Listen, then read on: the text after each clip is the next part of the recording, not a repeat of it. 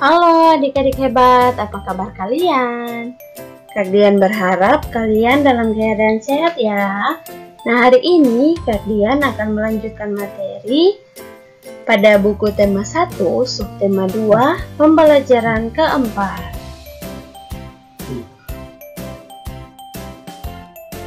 Dengan materi pembelajaran yang akan kita bahas secara bersama, yaitu yang pertama mengenai bentang alam Indonesia. Yang kedua, mengenai pengamalan nilai ketuhanan yang Maha Esa.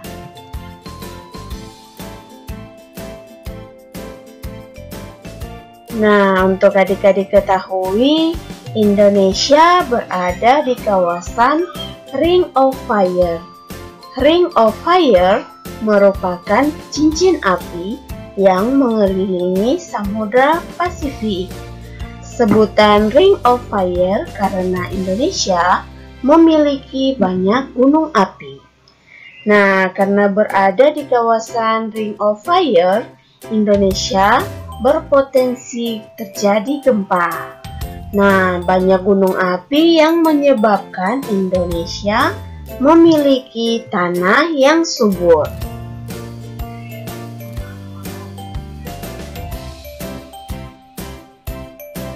Indonesia merupakan salah satu negara dengan bentang alam yang lengkap.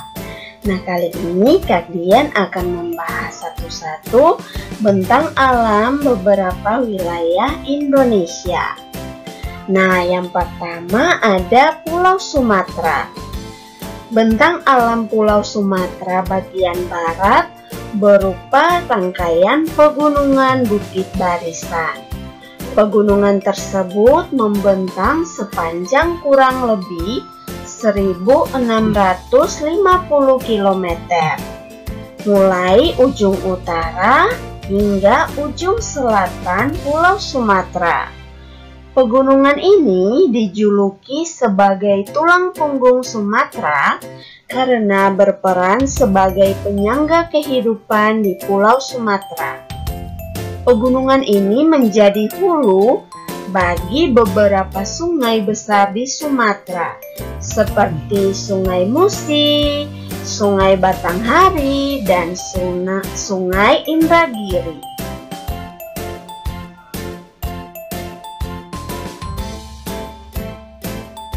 Adapun bentang alam Pulau Sumatera bagian timur berupa dataran rendah yang sangat luas. Banyak sungai besar mengalir di dataran rendah ini, seperti Sungai Musi, Sungai Batanghari, Sungai Indragiri, Sungai Tulang Bawang, dan Sungai Asahan. Di bagian tengah, tepatnya di Provinsi Sumatera Utara, terdapat danau terbesar di Indonesia, yaitu Danau Toba. Danau ini terbentuk oleh aktivitas tektovulkanik. Dengan bentang alam tersebut, Pulau Sumatera memiliki potensi yang dapat dikembangkan untuk kegiatan pertanian, perkebunan, kehutanan, perikanan, pertambangan, pariwisata, dan juga industri.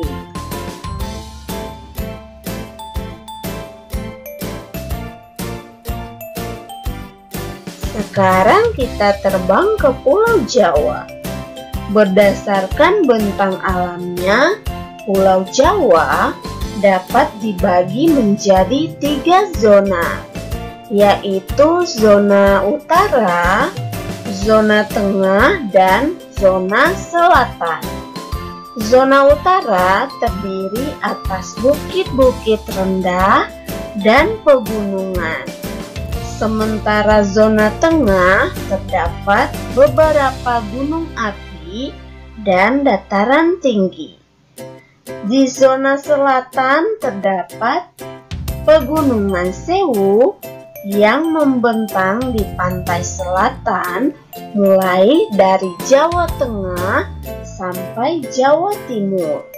Pegunungan ini memiliki bentang alam yang sangat unik, baik di permukaan maupun di bawah permukaan oleh UNESCO. Pegunungan Sewu ditetapkan sebagai geopark dunia.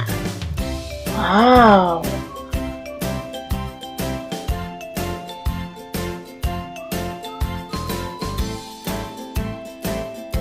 Nah, sekarang kita terbang lagi ke Pulau Kalimantan.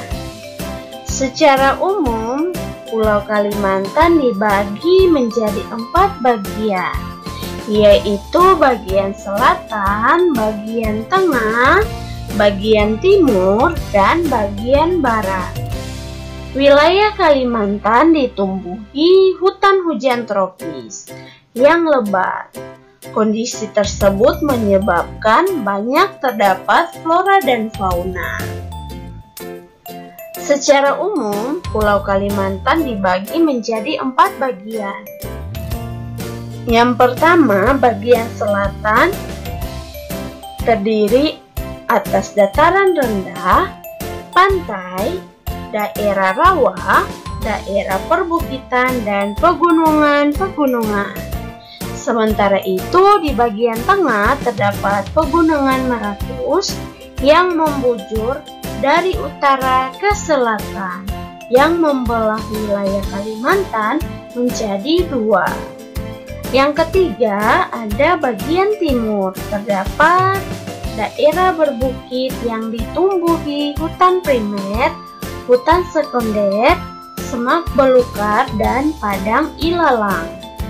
Yang keempat, bagian barat, terdapat dataran rendah yang terdiri atas rawa monoton, rawa banjir, rawa pasang surut, dan daerah aluvial.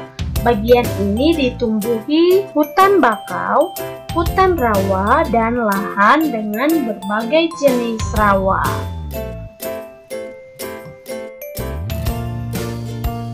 Nah, sekarang terbang lagi ke Pulau Sulawesi.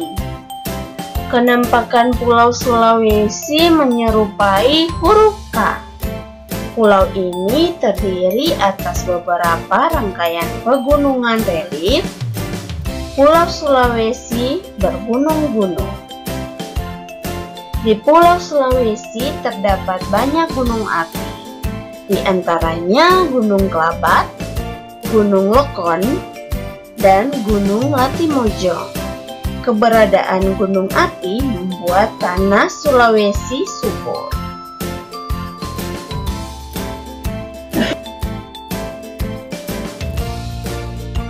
Sudah berada di Pulau Bali dan Kepulauan Nusa Tenggara. Pulau Bali dan Kepulauan Nusa Tenggara memiliki keindahan alam yang sudah terkenal di seluruh dunia. Di Kepulauan Nusa Tenggara dijumpai banyak sabana. Fauna di Nusa Tenggara antara lain ada kuda, kerbau, dan hewan endemik di kawasan ini adalah komodo.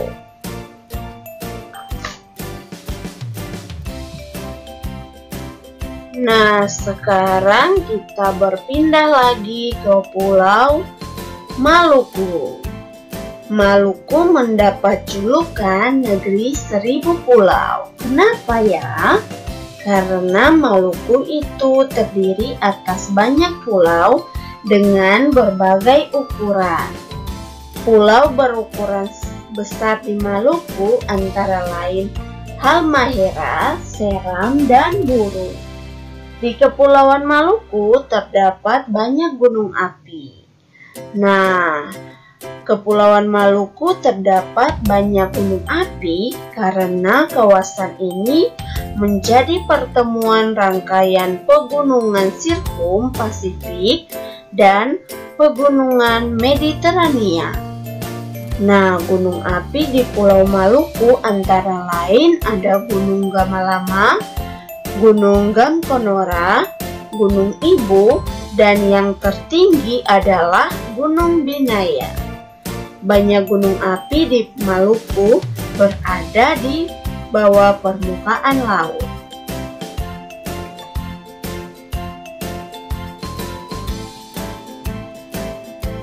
Nah,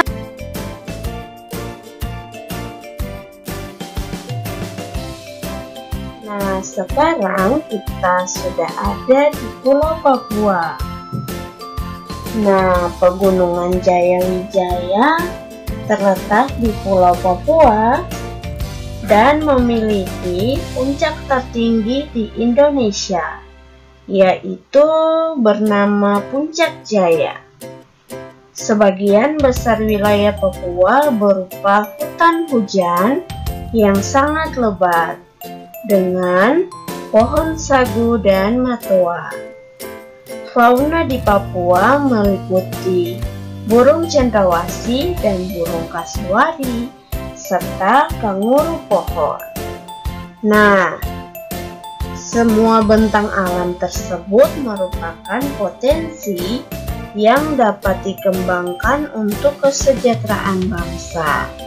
Sebagai generasi penerus, kita diharapkan dapat memanfaatkan potensi tersebut secara cerdas dan bijaksana.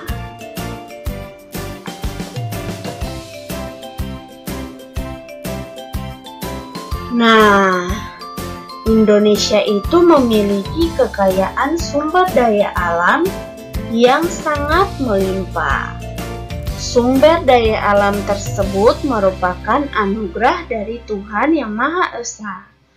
Oleh karena itu, kita harus bersyukur. Rasa syukur yang kita panjatkan merupakan bentuk bahwa kita percaya dengan kebesaran Tuhan Yang Maha Esa. Nah, bersyukur kepada Tuhan merupakan bentuk pengamalan nilai sila Pancasila, yaitu sila yang pertama, yang berbunyi ketuhanan Yang Maha Esa. Nah, makna sila pertama Pancasila adalah bangsa Indonesia menyatakan kepercayaannya dan ketakwaannya kepada Tuhan Yang Maha Esa. Negara juga mengatur mengenai kebebasan untuk memeluk agama yang terdapat pada Pasal 29 ayat 2 Undang-Undang Dasar Negara Republik Indonesia tahun 1945 yang berbunyi, negara menjamin kemerdekaan tiap-tiap penduduk untuk memeluk agamanya masing-masing dan untuk beribadah menurut agamanya dan kepercayaannya itu. Namun, bukan berarti masyarakat Indonesia juga bebas untuk tidak beragama.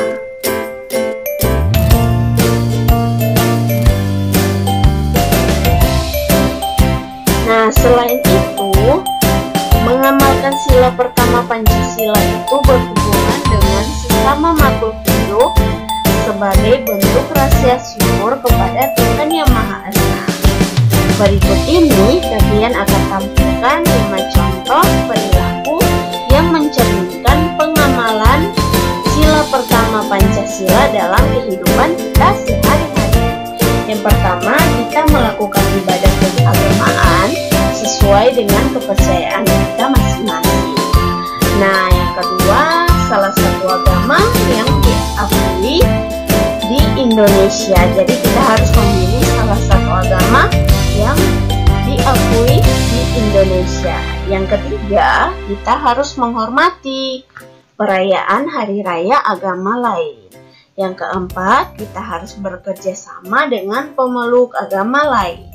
Dan yang terakhir, tidak memaksakan suatu agama dan kepercayaan kepada orang lain.